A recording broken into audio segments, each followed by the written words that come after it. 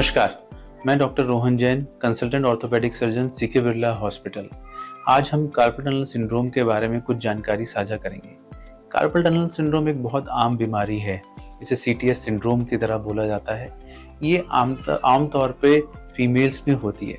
Carpal tunnel syndrome median nerve के compression की वजह से होती है, जो कि हमारे रिस्ट पे होता है।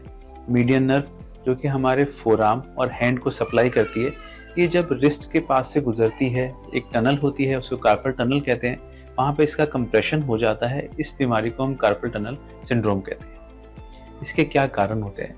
कार्पल टनल सिंड्रोम के प्रमुखता रूमेटॉइड आर्थराइटिस, आपकी वर्किंग हैबिट्स जैसे कि रिस्ट का बहुत ज़्यादा अत्यधिक उपयोग करना, या फिर ऐसी कई चीज़ें, स्वेलिंग आना, डायबिटीज़, थायराइड, इन बीमारियों में ये कार्पल टनल सिंड्रोम मुख्यतः ज़्यादा तौर पे पाया जाता है। कार्पल टनल सिंड्रोम के मरीज मुख्यतः रिस्ट में, हैंड में pain, numbness, tingling, burning sensation, रात को पेन होना, नींद का टूट जाना हाथ में दर्द की वजह से, और ग्रिप की कमजोरी, इन सब सिम्टम्स के साथ प्रेजेंट करते हैं। इसका डायग्नोसिस मेनली क्लिनिकल होता है। जब हम मरीज को देखते हैं, उसके सिम्टम्स सुनते हैं, तो एक क्लिनिकल डायग्नोसिस बन जाता है कि कार्पल टनल सिंड्रोम है। अगर हम उसको कंफर्म करना चाहें तो इसके लिए नर्व कंडक्शन वेलोसिटी का टेस्ट होता है, जिसमें हम हाथों के अंदर, नर्व के अंदर सेंसेशन का ट्रेवल करने को मेजर करते हैं, और उससे हम देखते हैं कि रिस्ट पे कितना डिले है नर्व के कंडक्शन में, और इससे ये डायग्नोसिस कंफर्म हो जाता है। इसके क्या कारण हैं?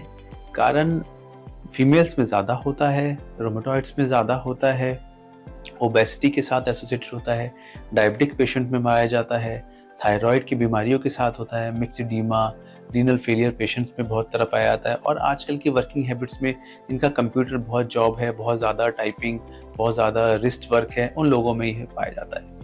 इससे बचने के मुख्यतः उपाय ये हैं कि जिन बीमारियों के साथ ये हो रहा है, अगर हम उन बीमारियों को कंट्रोल में रखें तो कार्पल टनल सिंड्रोम से हम काफ़ी हद तक निजात पा सकते हैं। कार्पल टनल सिंड्रोम का ट्रीटमेंट के लिए कई तरह के मेथड अवेलेबल हैं, सर्जिकल या non surgical. Non surgical treatment में हम पेशेंट को नाइट स्प्लिंटेज देते हैं। नाइट स्प्लिंटेज में पेशेंट रात को सोते वक्त अपनी कलाई के ऊपर एक स्केल या कोई स्प्लिंट बांध के सोता है, जिससे रिस्ट की मूवमेंट नहीं होती। इससे कार्पल टनल में प्रेशर कम होता है और पेशेंट को अपने सिम्टम्स में रिलीफ होता है। इसके अलावा भी हम सर्जरी से पहले अगर चाहें तो पेशेंट को रिस्ट में स्टेरॉयड के इंजेक्शन लगा सकते हैं। स्टेरॉयड रिस्ट में इन्फ्लेमेशन, स्वेलिंग कम करता है, इससे भी नर्व के ऊपर प्रेशर कम मिलता है।